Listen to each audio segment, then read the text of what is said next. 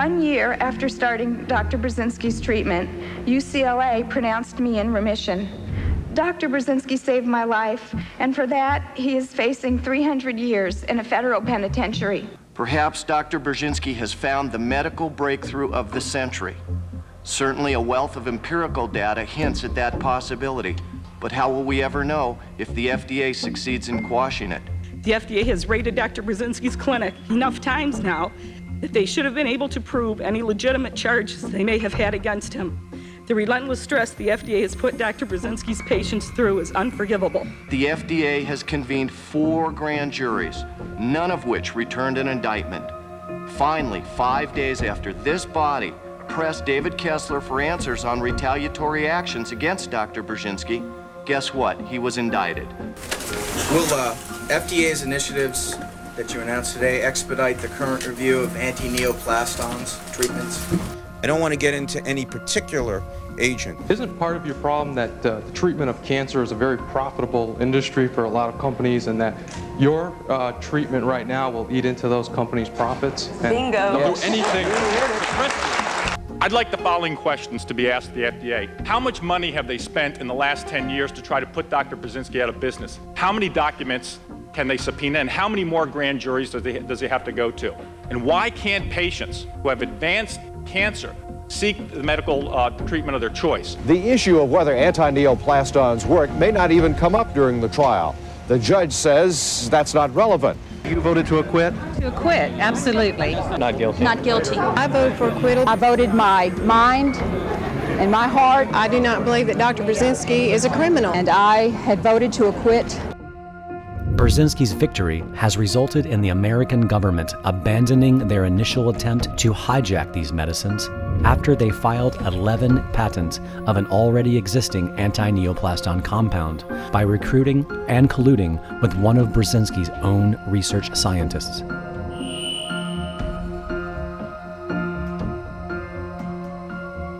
Now entering a new chapter, and against all odds, Antineoplastons have successfully completed a series of Food and Drug Administration sanctioned Phase 2 clinical trials. Now the therapy is about to be tested in what's called a Phase 3 trial, a massive experiment involving potentially hundreds of brain cancer patients worldwide.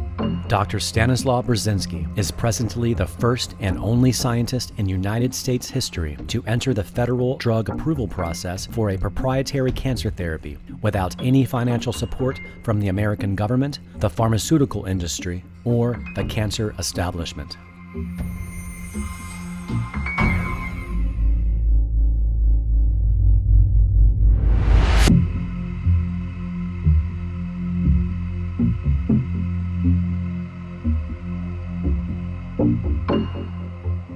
As of the year 2013, only 10% of the patients that seek Burzynski's therapy are allowed to receive antineoplastons due to strictly imposed federal government sanctions that limit who is and who is not allowed to receive them. Before we got to the clinic, we didn't know what Laura would be prescribed with. We were hoping she would get antineoplastons.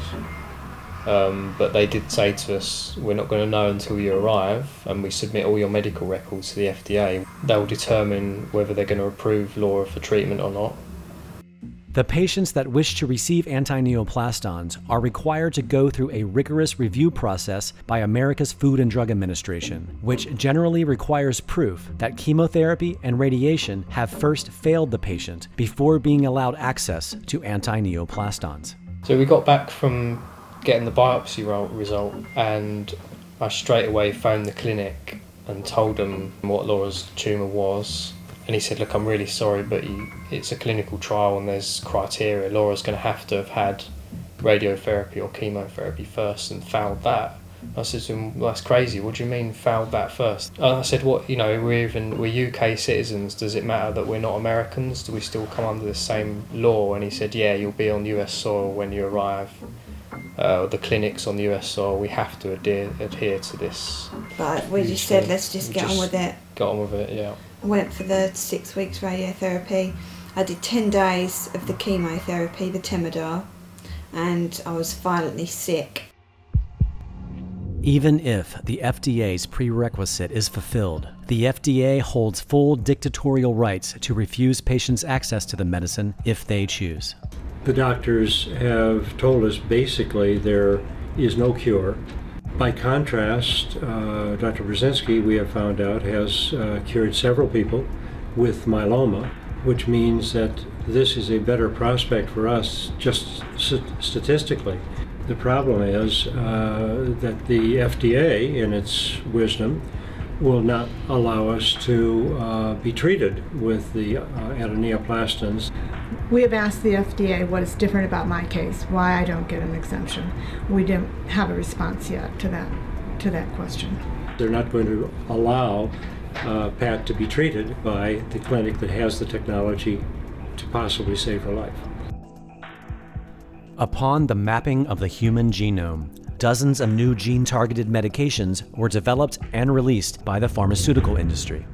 Working in tandem with the quickly expanding assortment of various gene-targeted medications constantly becoming more available, Burzynski's team has been widening their research since the 1990s by utilizing this new technology and thus inventing an additional technique of cancer treatment as a brand new alternative for his patients. Burzynski defines this new technique as personalized gene-targeted cancer therapy, in which the remaining 90% of Burzynski's cancer patients are enrolled. They are prescribed a personalized recipe of commercial medications, which does not involve the original antineoplaston invention. Personalized treatment is designed for individual patients. It's coming from understanding that cancer is not just a single disease. Cancer is perhaps 500,000 of different molecular diseases.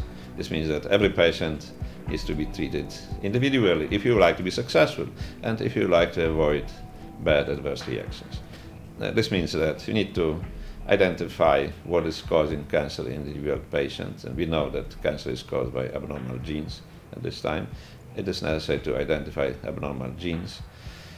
And then it is necessary to identify the medications which will work on these genes and use them in combination, knowing that some patients may not tolerate such combination well. Again, there's a way to identify based on genomic studies if the patients are good candidates from the viewpoint of adverse reactions. And the way that we do that here is by evaluating the genetic makeup of your cancer.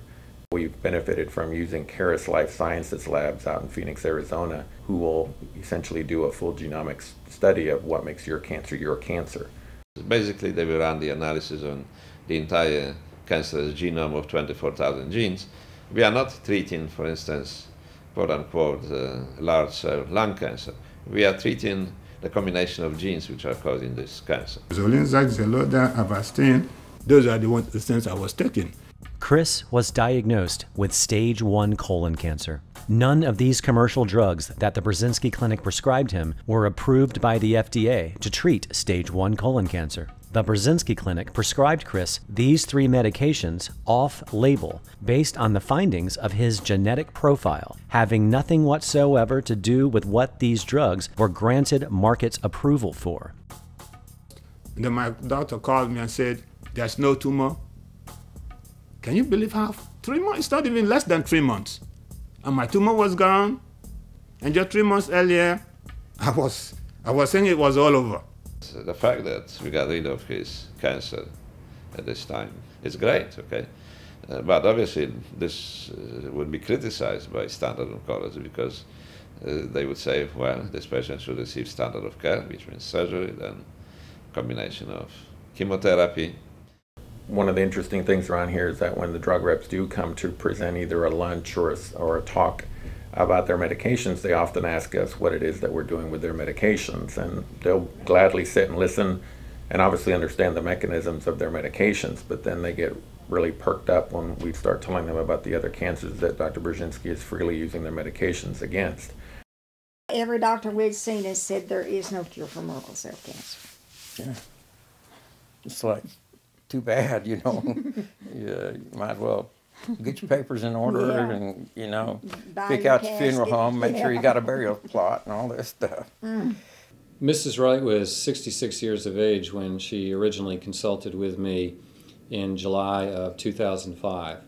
At that time, she had had a biopsy of a mass on the left side of the face, which identified Merkel cell carcinoma. In a series of 5 surgeries, we attempted to remove this cancer and provide her some attempt at cure of her cancer. We had provided good surgical procedures for her, but without lasting result. So we were like, okay, what do we do next? And in our head and neck tumor board in our medical center here, we decided that she would benefit by the administration of radiation therapy. And so we went over to the radiation, and so they did one sequence of radiation on it, and then that didn't stop it, didn't do a thing for it. It was my understanding that at that time she and her husband did some internet work and went online and found Dr. Burzynski in Houston, Texas, after which time he offered her a protocol that involved Sutent. Sutent has not been granted market approval to treat Merkel cell cancer. In fact, there are not any drugs granted market approval by the FDA to treat Merkel cell cancer. And the tumors under here and the tumors here and all this were gone. And part of it back here, they were just flat gone. I think he's out of the box, and that's what Mrs. Wright needed. She needed some fresh ideas, and that's what has resulted in her success, is that someone took a chance, applied an off-label use to a medication that's used every day in our cancer center, but not necessarily for this application. And it has shown some lasting benefit to Mrs. Wright's cancer control. It's very exciting. Yeah, you know, what's interesting is all this stuff is not taught to you in medical school. You know, the medical curriculum that we all go through is very traditional, and they don't teach you, you know, my medical education taught me how to think. But this level of thinking goes one step beyond.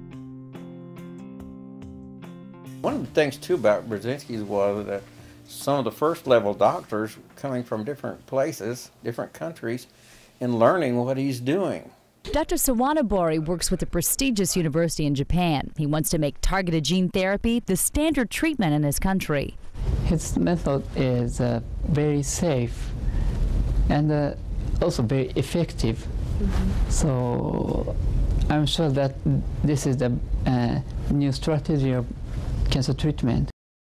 The doctors here, before we left, said I had to have hospice. He was committed to a wheelchair or the bed. He could not breathe at all without constant oxygen.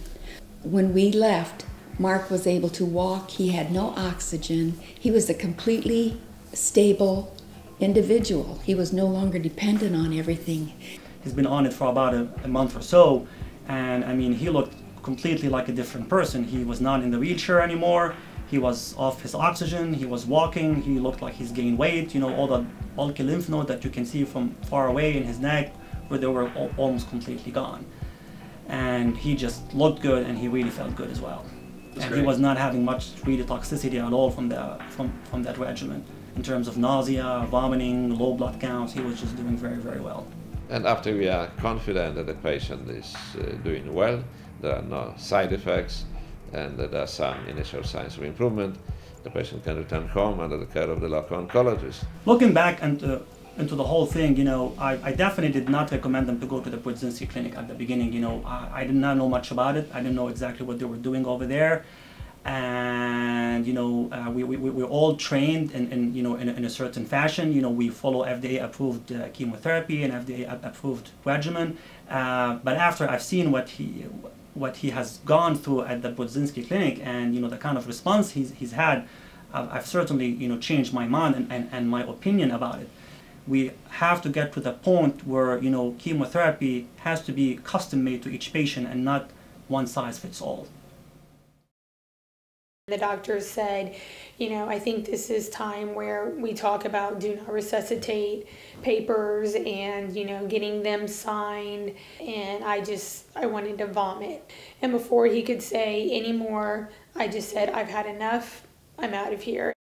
My roommate ended up knowing one of the people who works at the Burzynski Clinic. We got an appointment and we walked in, and at this point it was in my lungs, my liver, my abdomen, my pelvis, and my femur bone.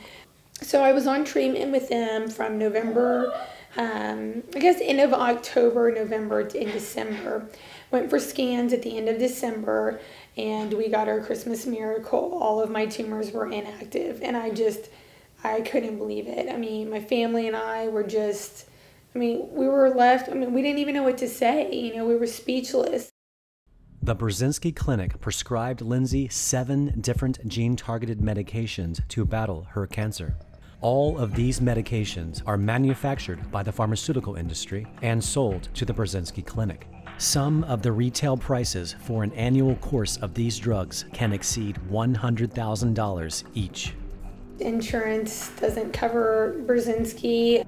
Since Burzynski's technique is not widely accepted within mainstream oncology, most insurance companies will not cover its costs unless it is prescribed directly from the patient's local oncologist. Therefore, most patients must begin therapy at the Burzynski Clinic and then return home to their local oncologists in hopes that they will agree and adhere to Burzynski's recipe of medications, allowing full insurance coverage. I wasn't in a financial spot to be able to afford that, and the Burzynski Clinic tried to find me other options. So it had a recommendation and saw a new doctor who had agreed to follow the same regimen that the Burzynski Clinic was offering me, and get in to see this doctor, and she just wants me to have chemo. Her thought process was, if you're on 7 different medicines, how do you really know what it is that's really working? She thinks it's not approved necessarily for this, so why do it? Let's go back and let's just do strictly chemo. And that's what I'm afraid of, going back and saying, dang it, had we just continued doing what we were doing. It is impossible to know for certain if Burzynski's regimen would have saved Lindsay's life. The only thing that is certain is that Lindsay was declined by her insurance company and her local oncologist the opportunity to find out. If Dr. Burzynski's treatment is so effective, and so many of his patients say that it is, why then is it not used here at MD Anderson, one of the nation's leading cancer hospitals? Simple, say doctors here. It doesn't cure cancer. Well, I don't have any evidence that that's for certain. Dr. Mari Markman is head of research at MD Anderson. His claims have certainly not reached the level of acceptance in the medical community. He says there can be lots of explanations why certain patients recover, but to say it's because of Burzynski's treatment, you can't say that, he says. And if there was such proof, if it worked, you'd be all over it. Absolutely. But Dr. Burzynski thinks there may be something else at work. Big institutions may not like being upstaged by an outsider. The doctor at MD Anderson disagrees. On January 19, 2011, MD Anderson Cancer Center announced its acceptance of a $150 million grant for cancer research, calling this grant the largest in its history, to build an entirely new cancer research wing called the Institute for Personalized Cancer Therapy, which will be created to support preclinical research and clinical trials in which a patient's tumor biopsy is assayed for abnormal genes and gene products to select therapy with agents targeting the product of those particular abnormal genes.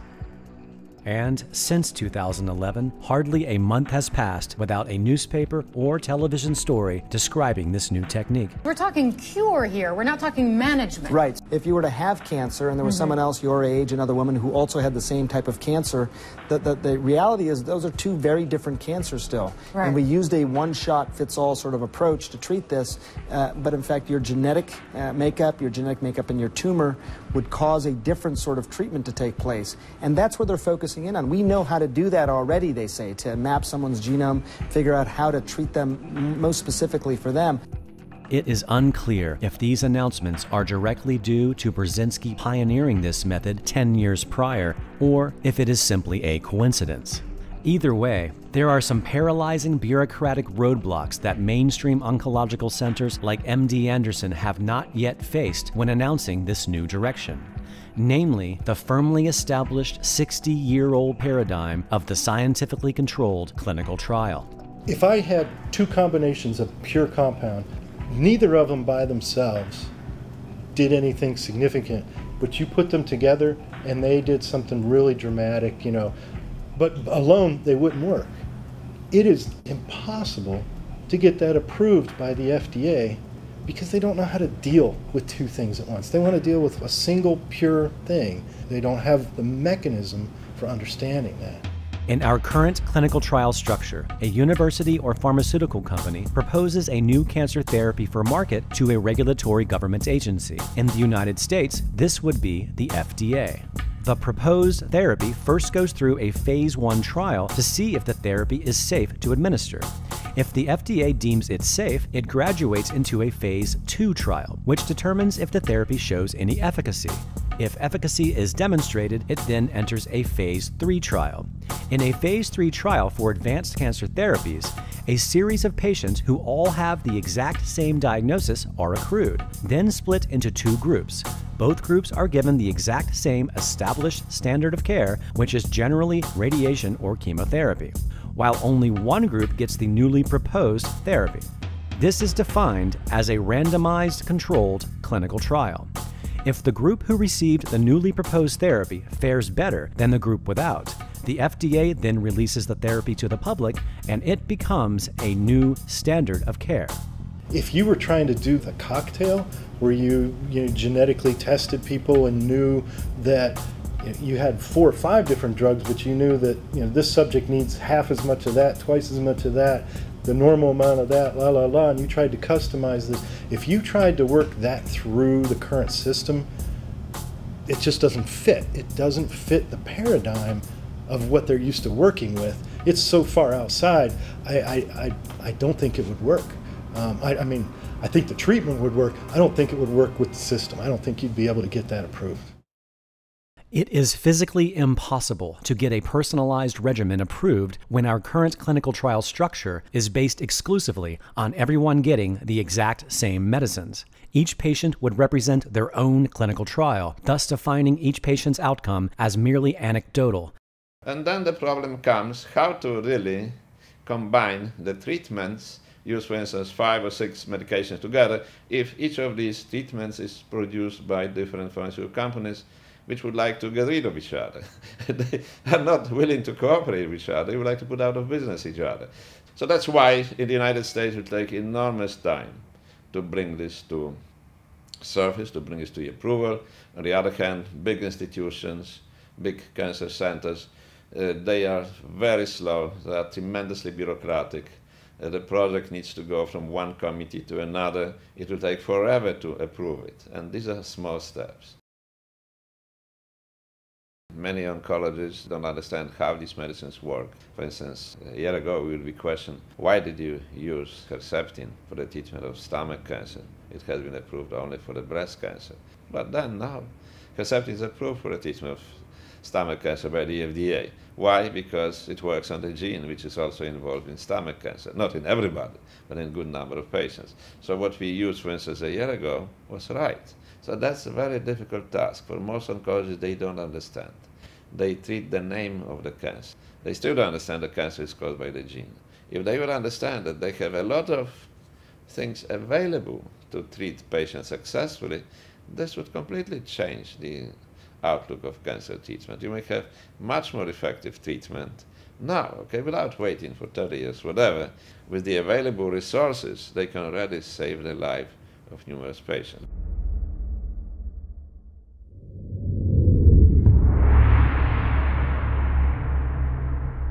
A glioblastoma multiforme is a highly malignant primary brain tumor, which in the vast majority of patients is fatal. It is incurable in almost every patient. The doctors were very shocked because the biopsy revealed Laura's tumour had progressed from a grade 1 or 2 to now be a grade 4 glioblastoma multiforme.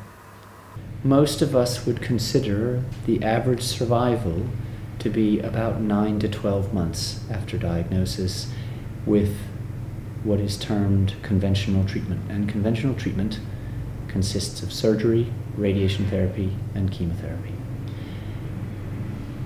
So we then knew at that stage from this meeting that we were in this category of this is terminal, and Laura may not have many months. Months, rather not even a year. I don't know. He was like 16 months old. I tried to detach myself a lot from Jacob and my family and try and go into my own little world. I tried to break up with me. She said that you need to meet someone else, move on, and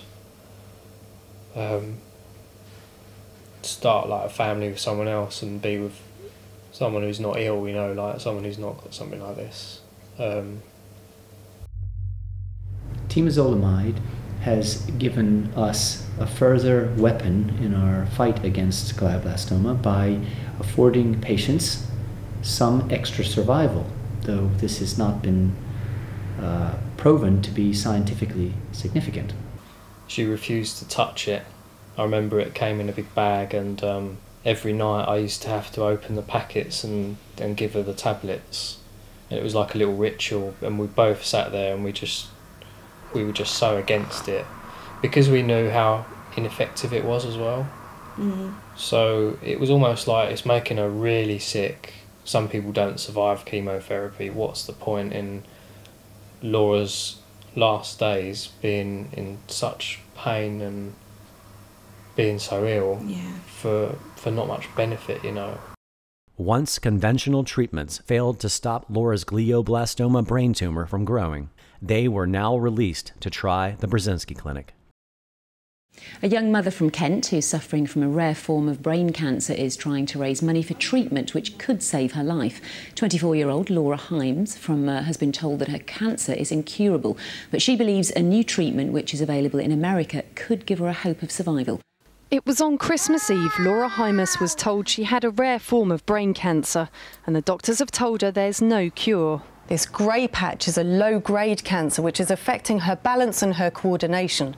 But doctors are much more concerned by this small white area, which is an aggressive form of cancer and has appeared in just the last 3 months. Their research led them to a hospital in America which claims many successes but is still being trialled. And for this reason, it's not available on the NHS. Laura must now raise £75,000. Each day that goes by, you just wake up and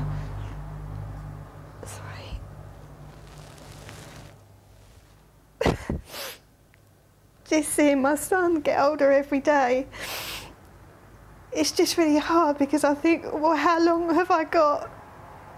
Laura and Ben know that a cure is not guaranteed, but they're determined to raise this money if it means there is at least some hope of prolonging Laura's life.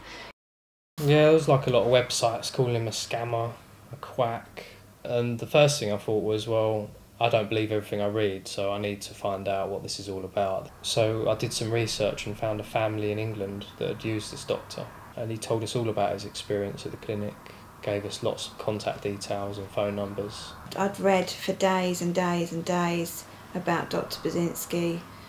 I'd sit there for hours and hours reading message boards with arguments going back and forth, and to find someone who'd actually been there to like verify it, that was it for us. Even like Laura's parents and some of my friends were saying, you know, this guy's a quack. When I first heard about it, I didn't think it would work because we'd been told that the only outcome was probably 12 months at the best. And you hear so many stories about what they call snake doctors or peddling medicine that is absolutely useless. And I took a lot of convincing. Many months. Many months. Before leaving for Houston, Laura, Ben, and her parents decided to have another meeting with her oncologist to make sure England's National Health Service would continue to cover Laura's MRI scans, blood work, and other medical necessities once they returned home to England. I knew it would be a very interesting conversation because we knew he was against what we were doing, what we decided. So I decided to record the meeting just so that we could refer back to it and listen to it when we got home, because whenever we went to oncology meetings, we'd feel like we were bamboozled, like thrown so much information that you came out and in shock and you didn't remember half of what was said. For legal reasons, we cannot disclose the name of Laura's oncologist or the hospital that this meeting took place. Hiya. Hey, Paul. Hello. Recognise you because I recognise your trendy hairstyle. Hi, Laura. Hi. Hi. Hello. Deb. Ben. Yeah. I just wanted to go over what we talked about before, Burzynski, and that you said that you wouldn't treat me after. No. Let's make it very clear. Dr. Burzynski is a person who provides private care in a non-conventional way that we do not quite understand or would condone. What, the epigenetic side of it, or just... A lot of it. It's just not of his Antineoplaston approach, which is still controversial to say the least. I've had patients there who got them cocktails of medication that could have a rationale to work in brain tumours patients, but have never been tried and tested in this excessive combination. You just get Antineoplastons in a clinical trial. If you don't fit the criteria, then you get personalised treatment, which is what you're discussing. Yeah, that's what my patients usually got at the end of the day. What for is the trial. Yeah, but as I say, this is a trial that is currently not supported by the NHS or the hospital. So if you're under the care there and participate in the trials and they want to have regular blood tests, etc., and scans in accordance with the clinical trial protocol, they need to organise for you the blood test and the clinical trial requirements. But they've said we need to make sure we've got a doctor here. Yes, the bid is that if you're under Dr. Burzynski, which is not part of the NHS practice, you cannot expect the NHS as such to pick up the costs associated with that. What I probably would have appreciated was more advice than, I mean, for example, like obviously Laura's care here is palliative. When we, not curative. What we probably would have appreciated was more of a point in the right direction rather than a don't go there, you know. Well, no, what I said is that that's entirely up to you, because I know that I'm not able in a position to prove you that I can offer you curative treatment in the long term. I mean, he even says he doesn't claim to cure. No, he doesn't probably. No, well, his treatment has got very little side effects, and, you know, at the end of the day, if this is palliative and long term is not a good outlook. That's our view. Yeah. You know, when she comes back, is the care when she comes back? Regular MRIs, blood tests. Because this is not a trial that is currently ethically reviewed or approved in any of the UK institutions here. And I'm just saying that in the conventional medical terms here, you may find these clinical trials not possibly quite as positive or as sort of supportable. I mean, what other options could be offered? Because at the end of the day, this is the option Laura wants to take, and we would obviously really like you to support that. Well, given that I'm personally not entirely convinced that this is a route that, as an NHS oncologist, and that's my limitations. We're looking at treating Laura in a different way, so... Yeah. And you have said yourself that Laura won't be a long-term survivor. So therefore, Laura's got a child, and whether she had a child or not, it's in her interest to live as long a life. Yeah.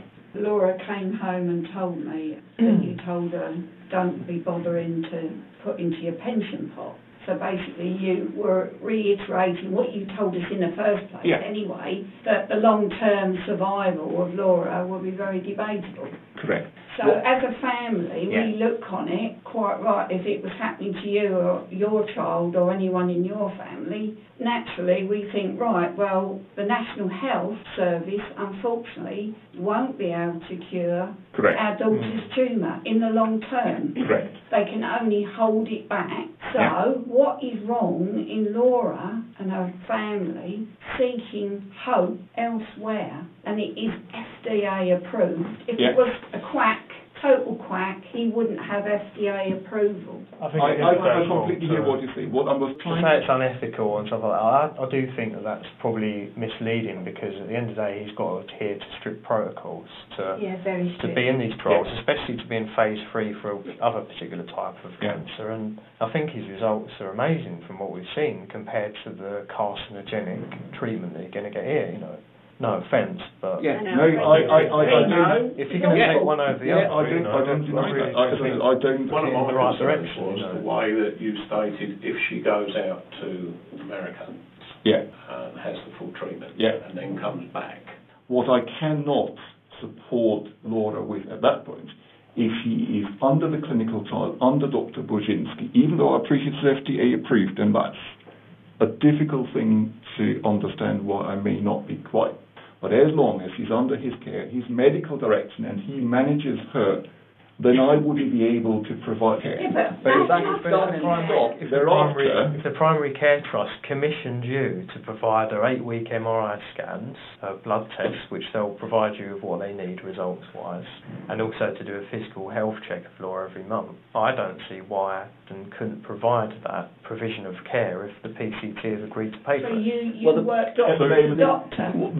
I don't see the understand, because we've got a friend who's been to the clinic 2-3 years ago. She was here Wednesday, she's under your care. She's been to the clinic, she's an ex-Burzynski patient, and she's had great results. She was given 3 months when she was 7, and now she's 11, she's back at school, you know. So that for us is a positive thing to think about. But also, it's an individual, you know, we understand that. But what I'm saying is, while she was at the clinic, she stayed there for 2 or 3 months, came back to England, and she had an NHS doctor doing all those things for her here.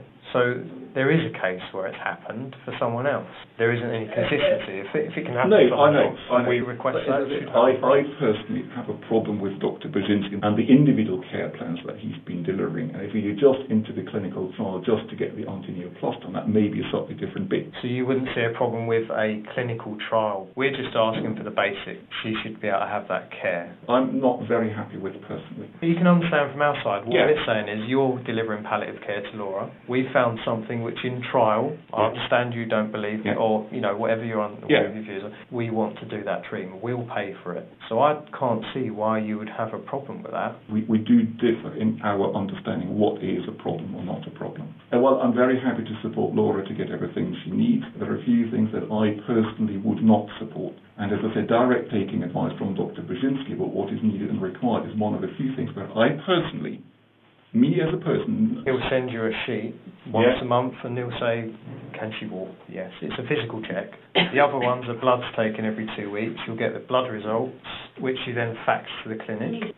We're just ordinary, run-of-the-mill people, but we're all the same. No one's better than anybody else. And all Laura wants to do is live as long as she can, because you know Struggling to understand with those facts why you wouldn't, in this circumstance, go outside of perhaps your comfort zone or beliefs to help Laura achieve what she wants to do as a human being.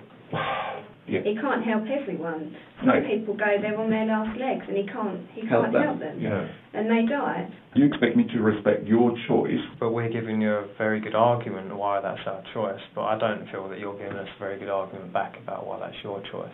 She may get sad news out in America if she doesn't respond to the Antineoplastons, but we want her to have that chance. What if, say, this did work?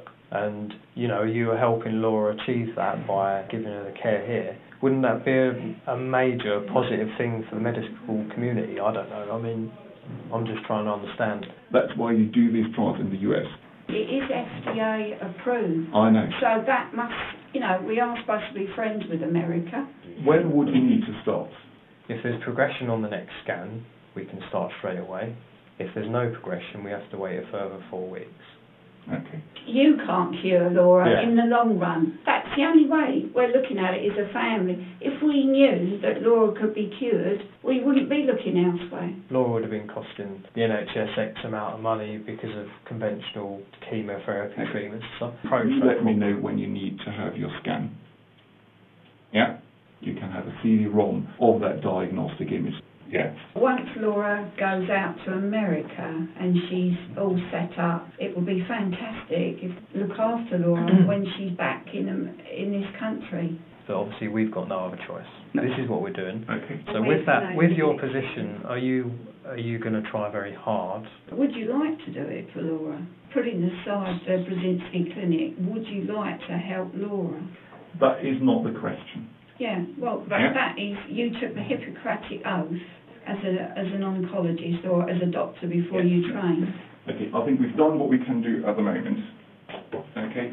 I'll check on, you can keep those, I'll check on those up again. I don't think we've finished. You're the top consultant that we can talk to, so we need to know what the... Yes, the norm is at the moment to finish the radiotherapy as planned, and then we normally would only follow you up on clinical grounds on a once about every 3 months basis. You know, I'd be on watch and wait after. When it starts to get big again, what would you do then? Either surgery, radiotherapy is most unlikely to be a suitable option at the time, or further chemotherapy. Would they be very effective? None of the chemotherapies that is available at the moment is long-term effective. So in a way, I mean, for this, it's not really an option. I just think everyone needs at the moment a time out because I think we're not really making any progress. As I say, it's about her. Oh, I mean, that's great. And then as a personal opinion, you... As a personal opinion, I'll do some work. Okay, that's as far as I can go today. Okay. Thank you. It was a very bad time, and it's left us with a very distrusting attitude of the National Health Service. And when you mention to them options, they just shake their heads, no, that's not going to work. Yeah, we just feel very, what the hell is going on in this world? There were a lot of newspapers and magazines clambering for our story, but when these stories were printed it was exactly the story we wanted, but the headline was, how am I going to tell my son I'm going to die? It's just, you know, I don't know how these people can sleep at night printing these kind of stories. When we decided to go to the Burzynski Clinic and start fundraising, I emailed Ben at work and said, I've had an idea, I want to start up a fundraising campaign and website and call it the Hope for Laura Fund. A well-known comedian read our website, someone tweeted it to him on Twitter, and he was so taken with it that he did a video that was about 4 minutes long. Hello you lot on Twitter. This young mum with a 19-month-old son needs 80 grand to go to America for a year's worth of treatment. I don't know what we can do, but there's information about how we can donate on hopeforlaurafund.co.uk. I've got 200,000 followers. That means if only 1 in 5 gave a couple of quid, then this afternoon we could have saved a woman's life, a young mum's life. And we got £25,000 that day. And in the weeks following that, more money just kept coming in. We raised £75,000 in 5 weeks, which is what we needed for a year's treatment. Yeah. This interview with Laura and Ben took place on March 3rd, 2012, 435 days since Laura's original diagnosis and 228 days since beginning antineoplaston therapy. 11 days before this interview, an independently conducted MRI by her local radiologist reveals Laura's tumor to have diminished by 77%. Basically, I was trained by the doctors in America to just look after all of this for Laura. It does make the routines in the day a bit difficult because there's a dose every 4 hours. These were new last night, these bags, and this one lasts for a whole 24 hours. But that one only lasts for half a day because you can see it's empty now. She's had 3 doses out of that overnight. So now I've got to change this bag, just that one. That's new bag. A10. After a whole year of doing this day in, day out, I mean, Laura's had probably 2,500 doses. There's only 3 doses in there. You can imagine how many bag changes there have been. So bag 1 takes 1 hour and 20 minutes to deliver a whole dose. So these work on a 4-hour cycle. And that's it, just get it all back together. I mean, this is relaxing for me, like knowing I'm actually doing something rather than sitting around watching her try and get better, I'm actually helping her. I think one of the biggest things for me was the fact that I went over there with her and I took part in this.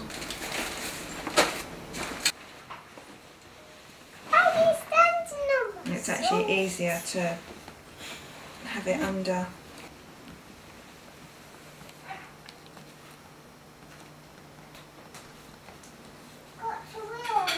Press start. This will go green. And that basically means it's going to start in 1 minute. Other people contacted us, you know, like their husband or son or someone may have the same type of tumour as Laura, asking for information and with the same questions we had, you know, is this guy a quack? What's it all about, you know? And we just say to them, look, you've got to do a lot of research, read between the lines, make your own mind up. If you decide it's not for you, then don't do it. Back in September last year, I got an email out of the blue from a guy called Pete Cohen, and we had a chat, and he told me about his girlfriend Hannah. I was rushed to hospital. They thought I might have had a stroke and all manner of things, meningitis, everything. And I was sent down for a scan, and it showed a darkening on one area of my brain. And then they advised me that I had a brain tumour. He got most of the tumour out, with Hannah talking, moving and conversing normally. It wasn't that scary. I can remember everything, laughing and joking with the nurses, the speech therapist. But anyway, I still had a brain tumour when I came out. Most of the tumours, we know that millions of cells remain in the brain, and they can be very, very aggressive. In a way, we are providing the setting for a second stage therapy to take place. I started my radiotherapy course around May, and that went on to mid-June. And then I went for another scan about 6 to 8 weeks afterwards, and there was still tumour left. We looked at lots of options. The doctors are very limited options. They didn't offer me chemotherapy at that point in time. I'm sure it would have got to that, but we wanted to find something different. They came over here in December and met us for the first time, just a week before they flew to America. There were so many obstacles in getting her over there, obviously the biggest one being the FDA deciding that somewhere in America, someone looked at her case and decided yes or no. Thankfully, they said yes, but they could have said no. Yeah. Maybe we had a good guy in on the day. Yeah. Maybe he flipped a coin and just went, hey, heads up, we're in. Hi, Daddy. Hello, how are you? Yeah, I'm sorry for ringing so late. That's all right. But I'm ringing with really, really good news. Good, that's what I want to hear. Go on, you tell. No, you tell him. I don't think I can. Go on. Tell me. Come on. My tumour Yeah. has already shrunk by 10%. You're fucking hell, man. Fuck. That is brilliant. absolute amazing. This interview took place on March 2nd, 2012. 19 days later, an independently conducted MRI by Hannah's local radiologist revealed that Hannah's tumor diminished by 63%. Things are great. Laura's been on treatment for 13 months, and after 9 months the tumour disappeared. And she's been on the maintenance program since then, which basically means 8 months of treatment from the time the tumour disappeared until she can finish, and that's to get rid of everything else that maybe isn't on the scans showing up.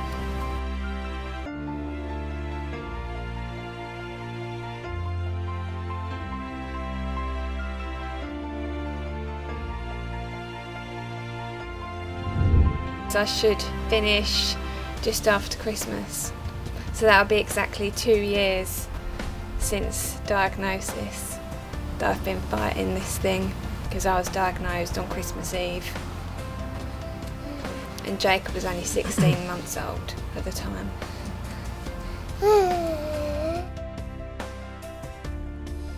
I've got so much more energy.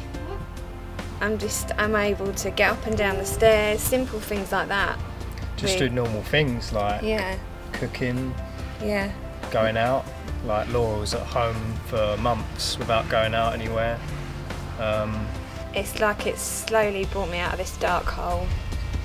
There was a point in time where even if I talked about doing something next week with Laura or whatever, just making any kind of plan, she'd feel really angry and refuse to live for the future, just for today and right now.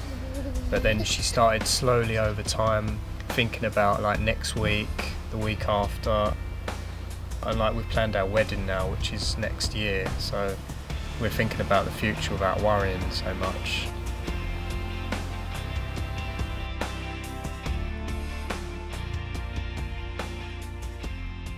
Just on a purely human level, nothing to do with medical, I felt absolutely gutted, devastated for her.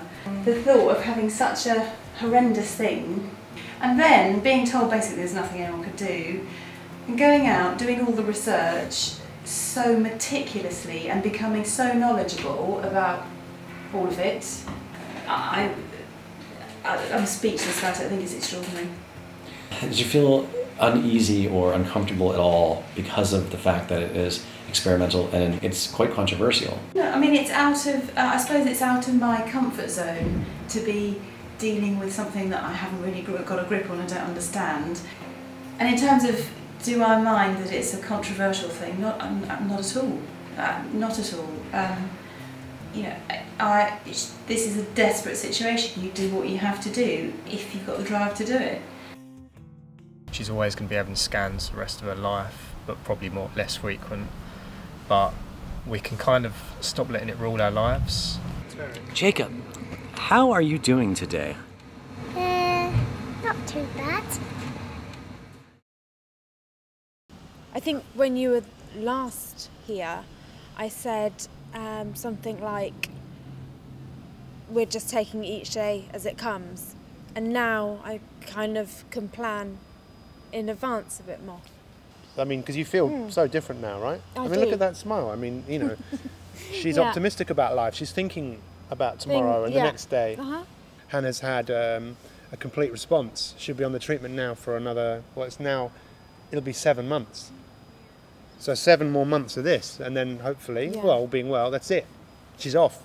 Stop. And she can move around and start living a normal life again, which a year ago seemed impossible. That wasn't going to, that you just know, wasn't it was a going to dream. happen. Oh, it was a dream. We wanted it, but I think you probably believed it less. I probably believed more that what we were going to do was going to work.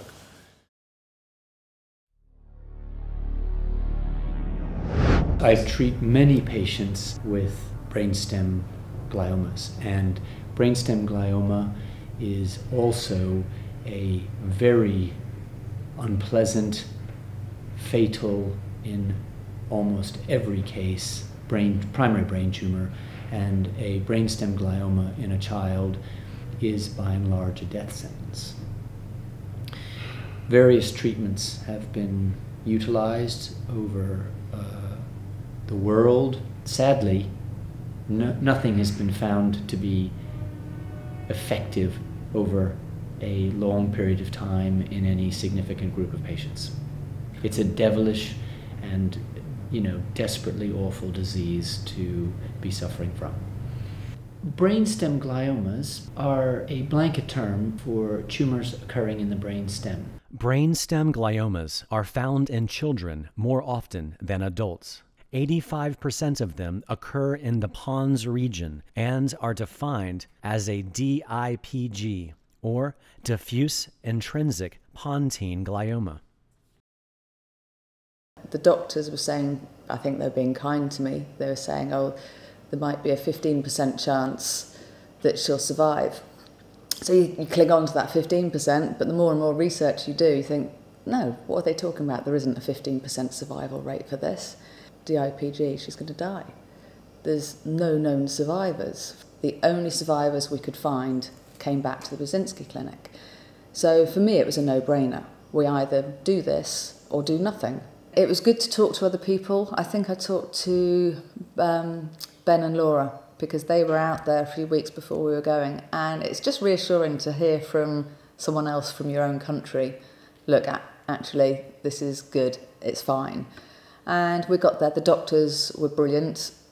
Having gone through all my treatment of breast cancer, I'd met plenty of doctors, so you kind of know who's a good doctor and who's a bad doctor after meeting so many. So as soon as we got there, we thought, right, okay, this is definitely the right thing to do.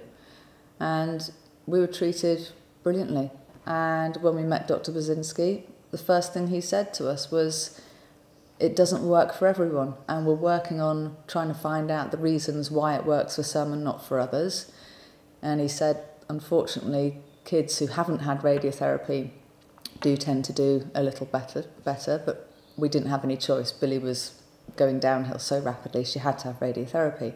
And I'm really happy that, given the outcome, unfortunately, Billy didn't make it, but it's a lot easier to deal with knowing that we did absolutely everything possible to try and save her. When you speak to other parents, you are in this kind of club. The DIPG club, unfortunately, is a horrible place to be, but you learn so much and you get far better feedback and advice from other families than you do from doctors. So you do form very strong friendships. You do feel like you're all in it together and you give each other a lot of support. And there's no bullshit, because who's going to lie or bullshit to you when they're in the same situation with their kid? So I wanted to pass that on to other families. So when Richard Saunders got in touch with me about Amelia, saying this has happened to us, what would you do? He was, I think, really on the edge of deciding, well, maybe we do nothing, because that's what the doctors have said. And I felt it really important to encourage him to at least consider Burzynski, because I definitely feel it was the right thing for us to do. So I'm really pleased that they went ahead, and fingers crossed for them. We met 4-year-old Amelia Saunders and her parents in London a few weeks after she was diagnosed with a DIPG. I am the ultimate skeptic, by the way, with everything. And I thought, well, these are real cases of this thing working. And actually, you know, when you're given no choice at all with something, either you try it, and if it's that 1% chance that it works, you've got to give it a go, because otherwise we had a 0% chance. We do have a 0% chance. 6 weeks later, we met the Saunders family in America at the Burzynski Clinic. She's been on treatment for 3 weeks. She's had a couple of little hiccups along the way, but other than that, she's done really well. There were no promises at all, and there have been no promises. There's been no magic wands to say, this is definitely going to work. 5 months later, we visited the Saunders at their home. At the moment, we don't know what's going on. We really don't know what is happening in terms of whether the treatment will actually shrink the tumour at all right now. The only thing we can sort of grasp onto is how she's doing physically and what the scans show.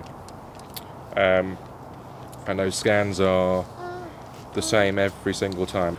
Equally, it's not grown, you know, and that's got to be a good thing. I've no doubt that without the treatment, it would have grown, and I don't actually believe Amelia would be here now. You know, we've never ever regretted the decision that we made. We were told originally that we might have a month, 2 months. Between a month and 3 or 4 months. Yeah. I think that was the maximum time they said. To have Amelia here now, starting school, is amazing. Yeah. 2 months after this interview, Amelia's condition began to deteriorate, and her parents decided to discontinue antineoplaston therapy. Amelia passed away with her parents by her side on January the 6th, 2013.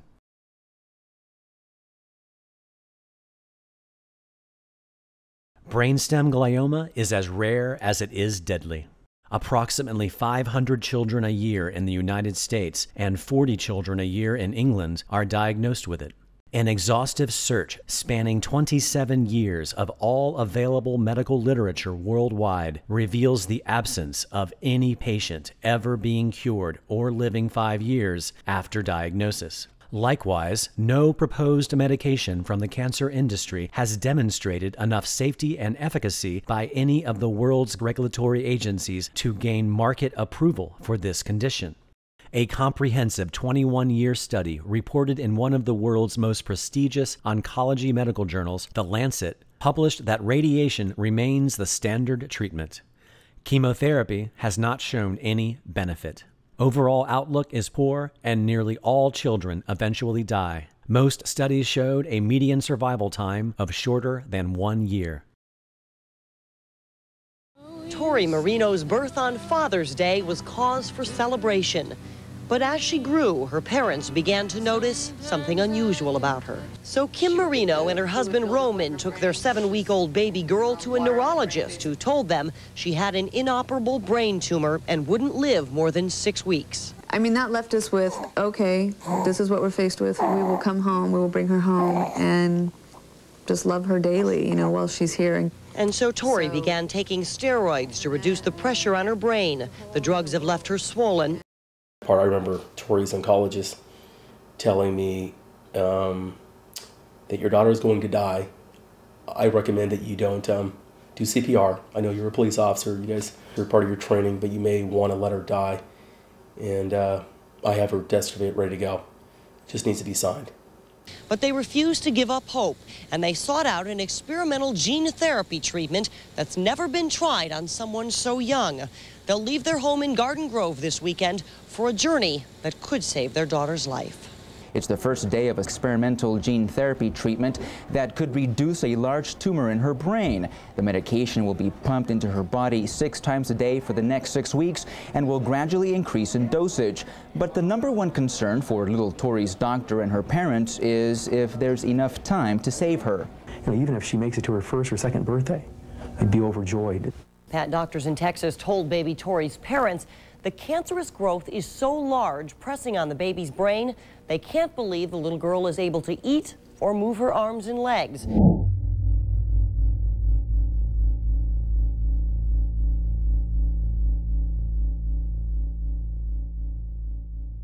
But this little gal is quite a fighter. She is holding her own, despite being the youngest person ever to undergo the experimental treatment.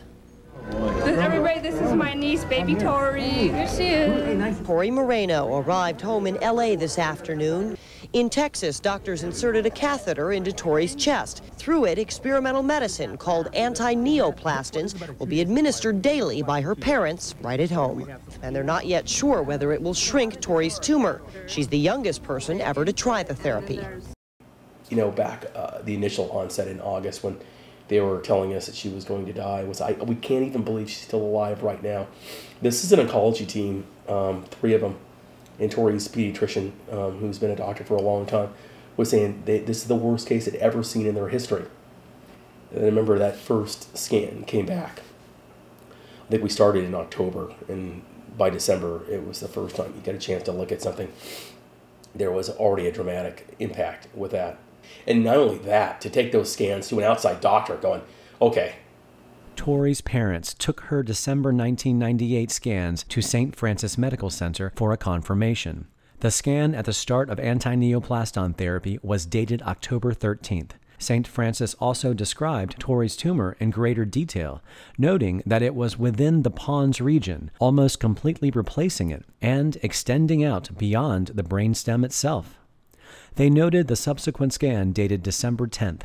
The tumor appears to have decreased in size. They summarized that comparisons between the October 13th and the December 10th scans suggest an approximate 20 to 25% decrease in the size of Tori's tumor. And then a couple months later, it might have been 2 or 3 months later, we saw an additional reduction.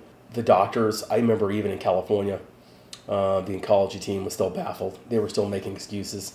And I was starting to see through that clearly now, saying, wow, what is the big issue with this guy's successful? And I almost like some professional envy or something like that. I go, wow, okay. I was just baffled at the way they weren't giving Dr. Burzynski all this credit for this. And they were talking about spontaneous remissions. And I go like, what? I've already done the homework with that.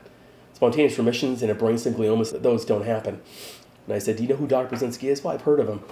And I said, he's in Houston, Texas. He deals with antineoplastons. Well, I don't really know much about it. I remember talking to the doctors going, well, I'm a police officer. I don't save lives for a living. And I know a lot about it. My suggestion is that you do some research with this Dr. Burzynski. I was baffled that they didn't take some time to get to know this doctor that was saving lives in Houston, Texas. But as we continued to go through there, we saw, an ability for Tori to possibly live. We didn't feel like we were even out of the woodwork, going, okay, well, this stuff shut off, well, it stopped working.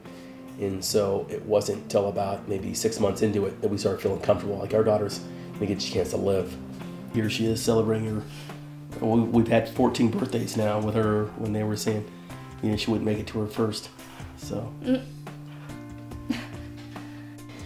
Unfortunately, I obviously was too young to remember any of it, but when people ask me that, I unfortunately don't have a lot of information to give them, but it's my story, it's part of me, it's made me who I am, and I think it's a really, really cool story. A 2006 scientifically peer-reviewed report published in Pediatric Drugs reported the results of 2 Phase 2 antineoplaston clinical trials for children with diffuse brainstem glioma. A total of 40 children were treated, and an average of 25% of them lived beyond 5 years, while competing Phase 2 and Phase 3 clinical trials using a combination of radiation and standard chemotherapy showed 0 survivors. In 2012, America's National Cancer Institute likewise began publicly citing and acknowledging one of the Phase 2 peer-reviewed antineoplaston clinical trials for brainstem glioma. As of 2013, there have only been 2 medications to ever be approved by the FDA for malignant brain tumors: Temodar in 1999 and Avastin in 2009, though neither of them demonstrated enough safety or efficacy to reach FDA approval for a brainstem glioma. Nor were either of these drugs required to enter a multi-center randomized Phase 3 trial before being FDA approved for market. This was made possible due to legislation released in the 1990s when the FDA formed its accelerated approval program to quickly approve drugs that serve as the first available treatments for a life-threatening condition. Instead of requiring evidence of clinical benefits, such as survival, FDA will rely on objective evidence of partial response, such as tumor shrinkage, as an initial basis for approval. This will allow us to rely on smaller, shorter studies for the initial approval of cancer drugs. Temodar first received accelerated approval for anaplastic astrocytoma brain cancer based on a single-arm Phase 2 study of 54 patients. 12 of the patients responded, with 5 of these patients having a complete response, though the overall survival time was 15.9 months. At the time of approval, no results were available from randomized controlled trials to show any clinical benefit or prolonged survival. Avastin was granted accelerated approval for glioblastoma brain cancer based on 2 single-arm Phase 2 trials. The first was a Phase 2 randomized study of patients who had tried and failed Temodar and radiation. In this single randomized study, some responses were observed in 25.9% of the patients, with the average response itself lasting about 4.2 months. There was also a single-arm Phase 2 study conducted using 56 patients, all of whom also tried and failed Temodar and radiation. 19.6% of these patients responded, with the average response lasting about 3.9 months. So, the only 2 drugs to ever be approved for malignant brain tumors were never required to enter a traditional multi-center randomized Phase 3 trial before reaching approval, nor was either drug required to cure a single patient. These drugs were, however, required to enter a multi-center randomized Phase 3 trial only after they were already in the hands of the public. Comparably, A series of multiple single-arm FDA-sanctioned Phase 2 clinical trials for brainstem glioma using antineoplastons conducted from 1995 to 2008. 169 patients in total were treated, with 33 of those patients being completely cured or have lived beyond 5 years. Antineoplastons are more than qualified for accelerated approval to serve as the first available effective treatment for brainstem glioma. Instead, the FDA has mandated that antineoplastons be the first and only exception in FDA history where an effective, life-saving, first available cancer medicine will not be granted the option for accelerated approval. In 2011, over 7,000 Americans signed a petition with President Obama's administration asking Congress to intervene in this matter. The White House did not respond. Instead, the FDA responded, stating that no randomized controlled studies showing the effectiveness of antineoplastons have been published, nor have all the trials needed to approve antineoplastons been conducted. However, 3 years prior, the FDA officially acknowledged that antineoplastons demonstrated enough safety and efficacy in Phase 2 trials, thus granting permission to proceed into Phase 3 randomized trials for brainstem glioma. It is difficult to verify the rationale for the FDA's insistence on antineoplastons being subjected to Phase 3 trials for brainstem glioma, but some theorize that this rare exception is due to the pharmaceutical industry having too much power over the FDA and is directly preventing antineoplastons from gaining market approval of any kind. Dr. David Graham has been working at the FDA for 20 years. He's a senior official. We sat down with Dr. Graham for his first extended face-to-face television interview. Just who is the FDA working for? A former manager of mine in the Office of Drug Safety told me that industry was our client. And when I said to him, no, the public is my client, he said I was wrong, that it was industry. FDA is there to serve its client industry. It is not there to serve the public. FDA has become a factory for the approval of new drugs. To understand how the FDA got to where it is today, you need to go back to 1992. That year, the first President Bush, with the support of both Democrats and Republicans, signed into law the Prescription Drug User Fee Act. The law was passed in response to industry complaints that the FDA wasn't approving drugs fast enough. Part of the deal? The drug companies agreed to start paying the FDA to speed up the approval process.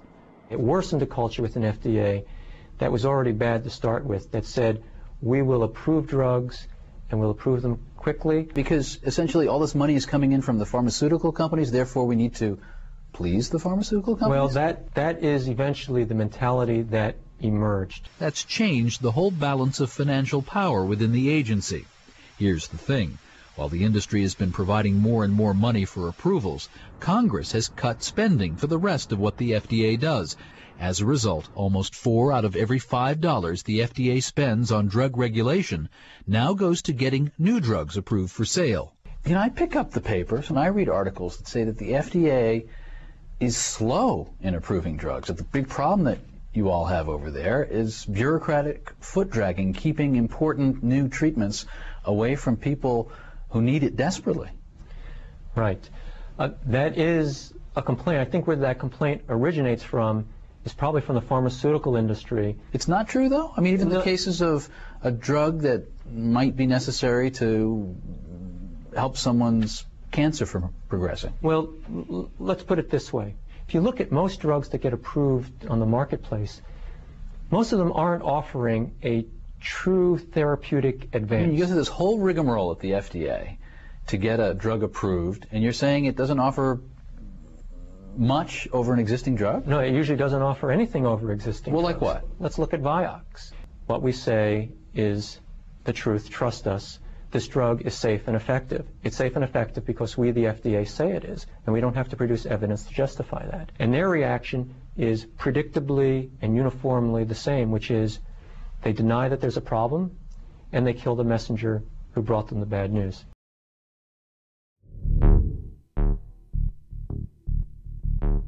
If the FDA released antineoplastons to the public to treat brainstem glioma, it would in turn also allow any cancer patient with any type of cancer diagnosis to also have the option to receive antineoplastons from their local oncologist under the FDA's category of off-label use. And this is a very common kind of business practice on all kinds of business, is you try to push out the competition. And because bringing a drug to market takes $400 to $800 million, they're going to try to minimize any competition. And that could be, competition can be on a lot of levels. This is pretty normal in all facets of business. They want to remove competition in any way that they can that's legal, or maybe not quite so legal. One of the things that helps to perpetuate the system the way that it is the FDA is regulating the pharma world, but the pharma world is all run by the same people. The same people who are regulating all this big pharma are the same people who are running the big pharma, and they go back and forth. You start up, you move up through the FDA, you become important enough. Big pharma will hire you because you have that expertise and all the contacts in the agency, and it goes the other way. If you're in big pharma, well, you learn enough, you know how it is, you got enough buddies on both sides. It's a fact. You can just look at records, public records, and it's a big boys club. The FDA requires that any Phase 3 trials for any new drug be conducted by a series of independent hospitals without the inventor's involvement. Upon receiving the official permission from the FDA to begin a series of Phase 3 randomized clinical trials to get antineoplastons approved for brainstem glioma, the Burzynski Research Institute approached nearly every single children's hospital in the United States, Canada, and England, and every single one of these hospitals flatly refused to participate in these Phase 3 trials for brainstem glioma. Because, a big company like an AstraZeneca or what, they put a lot of money into companies like the Quintiles and other contract research organizations that feed into these. If you don't think they have an influence on what kind of business those businesses will pick up, because if you're going to work with him, I'll move my work somewhere else. A common reason some of the hospitals gave after rejecting this study was simply not interested. Other hospitals denied participation because they didn't like the idea that patients would take the therapy home with them, undergoing 24-hour infusions, carrying an electric pump around, and changing their bags on their own, since every other standard of care therapy has always been administered for its full duration within the hospital itself. Another reason all hospitals refused to participate was out of fear that no parent would agree to allow their child to enter one of these Phase 3 trials, because the FDA has also mandated that radiation therapy be required in both groups, since radiation is proven to cause serious debilitating side effects when administered to the brainstem region of a developing child. The Lancet Oncology's 2006 expose on childhood brainstem glioma has pointed out that theoretically, randomized studies are the method of choice to test a new hypothesis. However, when the standard treatment or control group provides no chance of success, the rationale to have a randomized design with a standard treatment group is questionable and practically very difficult, especially in pediatric or children's oncology. The best method remains to be defined. Another reason is due to the reputation of the therapy's inventor, who has legally defeated the FDA itself in 5 federal grand juries and 2 sets of juried federal trials.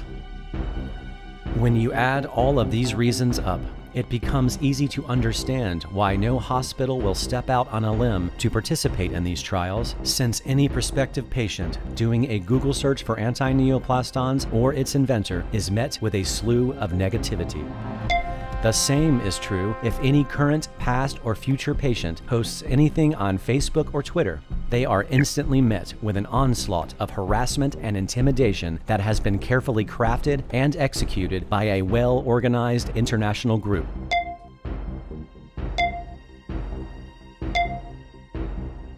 Who call themselves the Skeptics.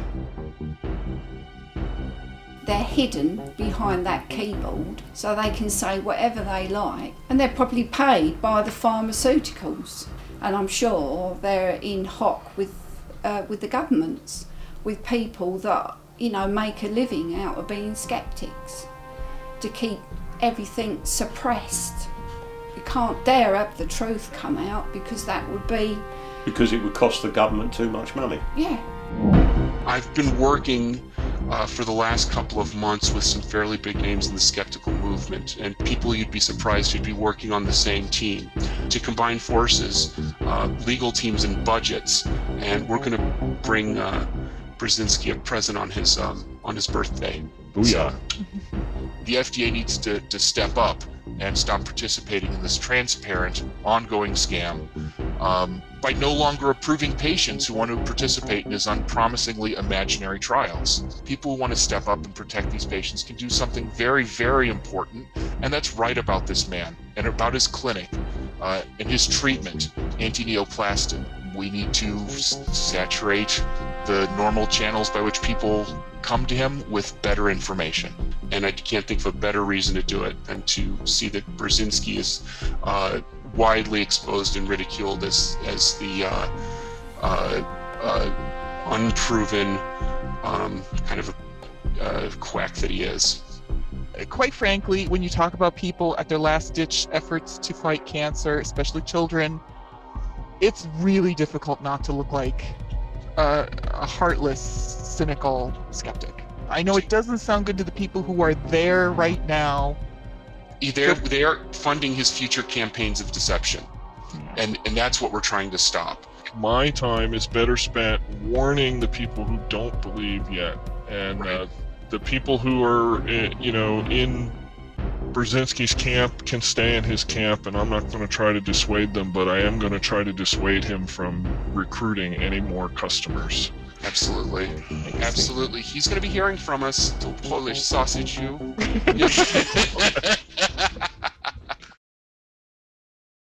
When we met Dr. Burzynski, he is, without shadow of a doubt, one of the kindest,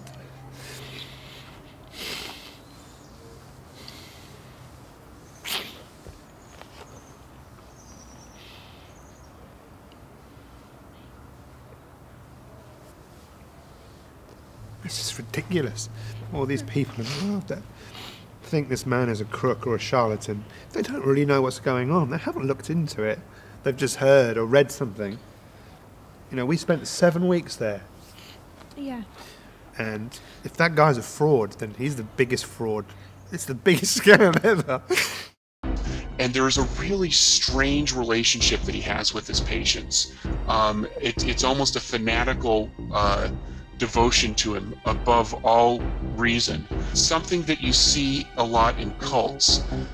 What a cult does, it brings people in and makes them dependent on the cult for something. And you see that being repeated over and over and over in the patient testimonials. There's seriously a cult of personality around the leader. It really does feel a lot like a sort of death cult. We've had some therapy because of everything we've been through, like understandably everyone would, you know. When I started my side of the therapy on my own, I was actually quite shocked to find that everything I was talking about, like how stressed I was and just how I couldn't switch off all the time, was all to do with the fundraising and the stress of trying to raise money while people were trying to stop us raise money. And I think one of the most stressful things, obviously apart from Laura being ill with cancer, the second most stressful thing was trying to deal with all this criticism, really. I mean, it's come close to like tearing our lives apart, to be honest. We've had an 18-month-old son to look after, and we've got these people basically telling Laura she should just die. Forget choosing anything else. Yeah, one actually did say that as well, or wrote it in a message board, that I should just accept that I'm going to die. Burzynski adopts none of the risks that any other researcher adopts. Charging terminal patients up front. A common skeptic criticism of the Burzynski Clinic is charging money for the therapy up front before the treatment begins, since insurance companies generally refuse to pay for it. We ended up getting our insurance company to pay. I can't mention the name of the insurance company because we're forced to sign a gag order. Burzynski staff was paid, under the table. When we had to sign this gag order, I'm thinking, wow, they're going through all these steps to sit there and have to conceal that they're paying for something that they got forced to pay for to maybe save a kid.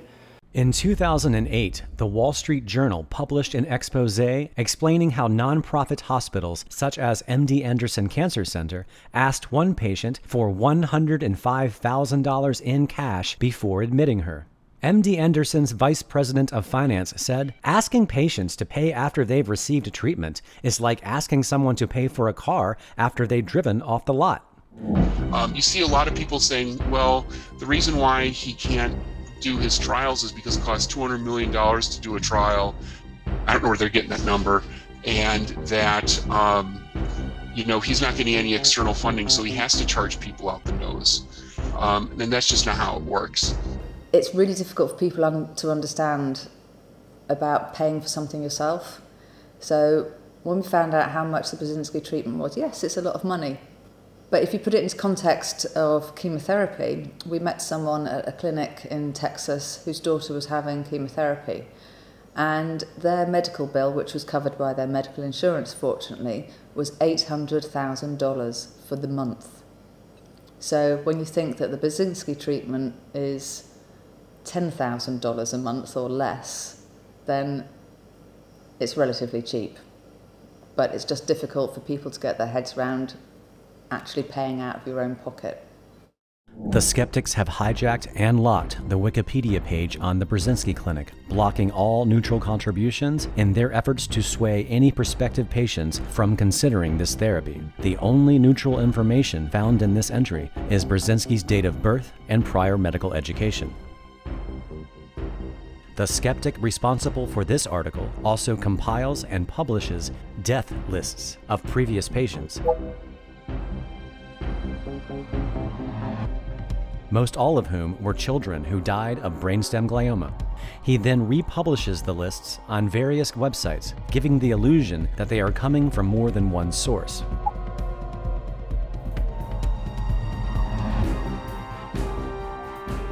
This skeptic receives funding from America's Department of Defense, the National Cancer Institute, the American Society for Clinical Oncology, the Breast Cancer Research Foundation, and the pharmaceutical industry.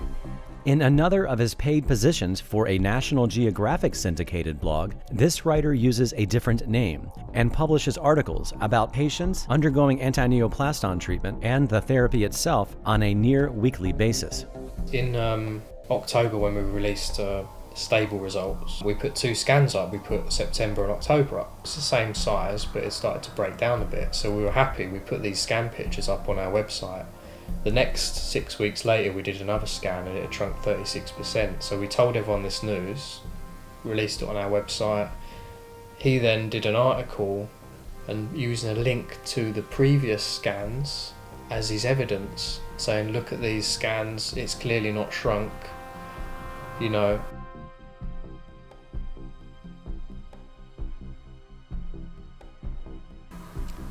He's lying to them.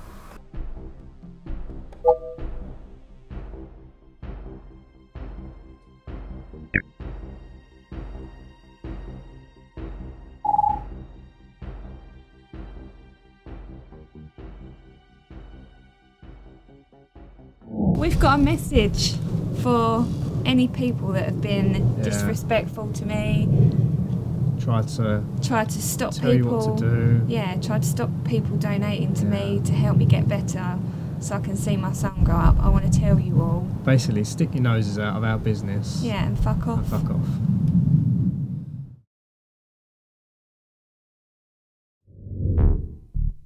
Now that dozens of successful anti-neoplaston phase 2 trials are complete, it is the responsibility of the inventor to publish the details of those trials in the peer-reviewed medical literature, allowing it to be shared globally with the scientific community.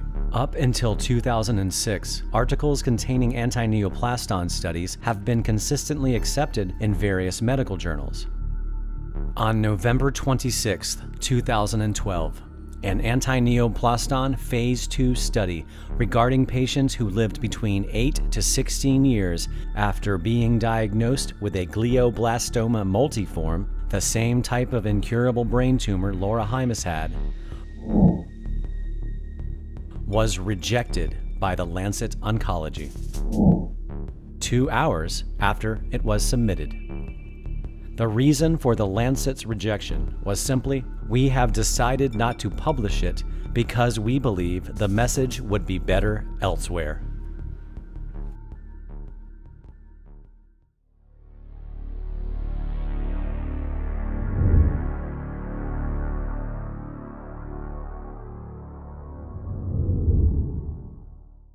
The most common argument from medical scientists who dismiss all cases of people cured using antineoplastons as being merely anecdotal comes from the absence of any randomized controlled clinical trials. Science must be born in doubt. An anecdotal event produces scientific mind. Anecdotal is very important, but if you report anecdotal, doesn't do anything good. It's not persuading. It's not convincing. That's why we did the randomized study. The motivation why we started this research on antineoplaston for the last 27 years. We did not believe Dr. Burzynski blindly. We would like to see very much the effect of antineoplaston by our own eyes in our own ways. We did the phase 1 study first. We would like to know how much dose the patient could tolerate. We use antineoplaston A10 and AS2-1 injection formula and oral formula. In the 43 patients, about 50% of patients are responding to this combination therapy with antineoplaston A10 and AS2-1. We published this result from the phase 1 clinical study. Since we found the better response in the cancer of the liver, we decided to concentrate our study on the liver cancer study. And we moved our research to phase 2 clinical trial. We found that the AS2-1 could obviously prolong the disease-free interval and overall survival. So we moved to the prospective randomized clinical trial. In this study, we subjected the liver metastasis from colon. We divided the patient into 2 groups randomly in control and antineoplaston treated group. 30 patients in antineoplaston group and 33 patients in control group.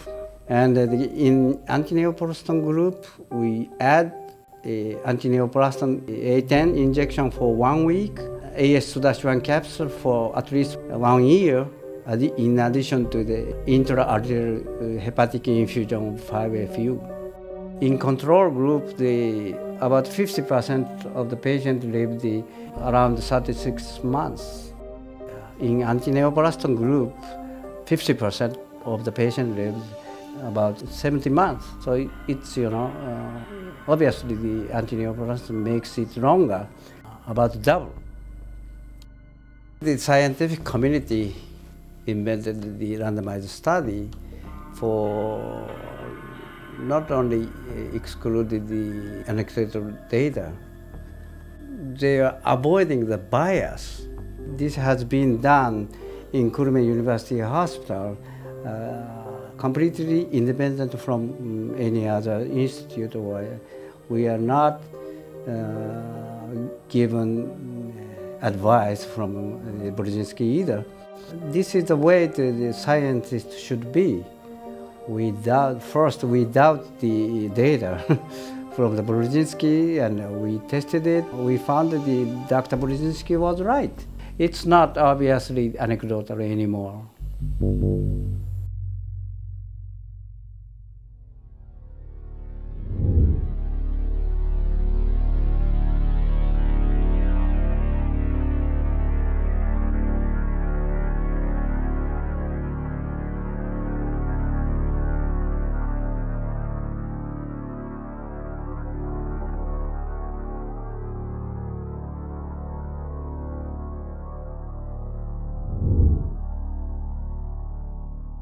If cancer was cured today, there's a lot of institutions around the U.S., especially our universities, but also in the pharma industry, that would all of a sudden lose a lot of money. And with the NIH, the university gets matching funds to keep the buildings and all the other things that, so universities especially that are into cancer research, they don't really have an incentive to find that cure, because then it all dries up. As much as you may not like that, that's the way our system is. It's not the Star Trek world where if what you need is what you get and la la la, but it is reality. And money wins, money votes, money does everything. And it controls our government as much as we hate to admit it. It motivates the pharmaceutical industry. We're not out in the pharma world. As the commercials will tell you that we're out there to make everybody healthy and happy, and that's not why they're out there. They're there to make money, period. The best drugs in the pharma world are the ones that people have to continue taking forever and ever and ever and ever. That's what the big money is. They want to be able to dose people over and over and over, keep them alive for a couple years at least on all the drugs. That's the incentive for making money. Think it through a little bit. It's sad, but it's reality. If you found the cure for cancer, boom, now what? Now you're not doing nothing. You're out of business too.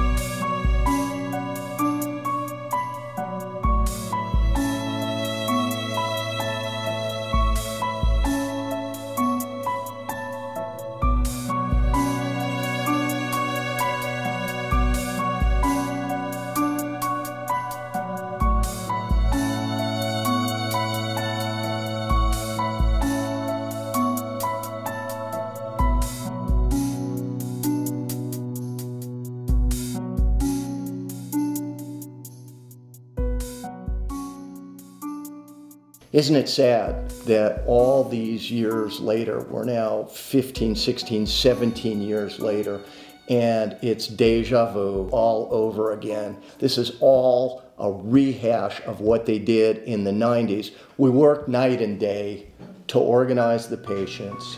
Without this treatment, my son will die. To get the congressional hearings underway. Out of 52 cases of that disease ever, no one died cancer-free, just Chrissy. So she didn't die of a terminal illness. She died because there's a government institution that disseminates false information and is not looking out for the welfare of the people. If it weren't for the efforts of our group and all of the patients who contributed their time, their effort, and their money, Dr. Burzynski might not have survived the trial, and he would be rotting away in a jail cell today. There's got to be a way to level the playing field that does not favor the Mercks and the Bristol Myers and the large drug companies. There should be a system developed where we can encourage innovative research that's being done by the sole practitioner, the sole researcher. That's the problem. Let's look at medical breakthroughs. In 1920, Banting and Best, or Banting up in Canada, had discovered insulin and had this idea that if insulin could be given to a patient with diabetes, type 1 diabetes, it would cure the condition. Within 2 years, Eli Lilly had insulin in drugstores. Let's skip another 20 years. Pneumonia was a scourge until Fleming discovered penicillin. Now penicillin was used, pneumonia left. We haven't had a medical breakthrough in 50 years because today medical breakthroughs put at risk the entire financial underpinnings. If you have medical breakthroughs that replace therapies that are failing, then the profits and the cash flow of those therapies that are failing is lost and lost forever. So that is the biggest barrier to Burzynski or anybody else that brings on a therapy that is superior to what is done today. Hence, we haven't had any major medical breakthroughs for the last 50 years. So what do we have? We have this outreach of awareness. We got people running around with all kinds of colored ribbons saying that I am aware of breast cancer. We got football players wearing pink shoelaces, increasing awareness of breast cancer. There was no movement to increase the awareness of diabetes. There was no movement to increase the awareness of pneumonia. There is no need for any movement to increase the awareness of any disease. You got a serious disease in your culture, you are aware of it. And what awareness doesn't do, it doesn't cure the disease. It's not going to lead to the cure because today, virtually every serious disease has a huge vested interest in the therapies that people are paying money for that fail. So everything is locked. But when you come across with something that cures cancer,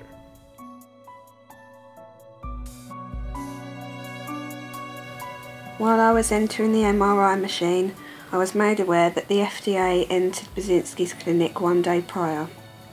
If the results of this FDA visit ends badly and my cancer returns, I might not get the option of ever getting Antineoplastons again. And I'm going to talk you through the first scan that I saw and the last scan that we are going to see now. Thank you. What we see is that lesion is markedly reduced in size. Rim enhancement has gone as well. It shows that LoRa is being really responding well to treatment. Okay. There is no sign of residual disease at all. That's great. I can't imagine a world where other people will not have the privilege that I have had. The privilege to have their life saved by a new technology that can cure cancer. It's terrifying.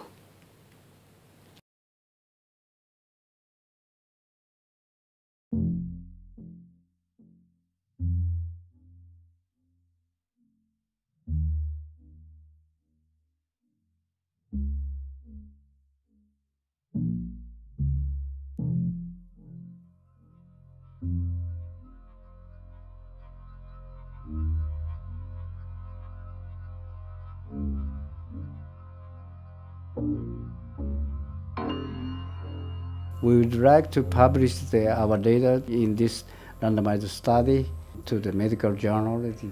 I hope the big medical journal will accept our experience, we have done in the past 27 years. Yeah, I hope it was. I don't know if it's a big journal or not.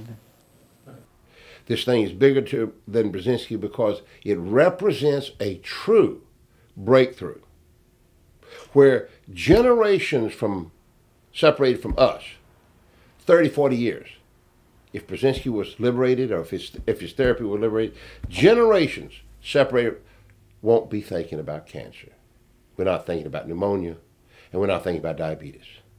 So they will not be thinking about cancer. Can you imagine a society where women are not terrified by mammograms and men are not kind of semi-raped with all this prostate stuff? Can you think of a culture living without this perpetual fear of cancer?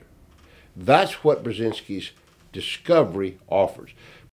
The concept of antineoplaston treatment has not easily accepted in general meaning, but if you open your mind and if you willing to accept any concept coming in, just think about the benefit for the patient.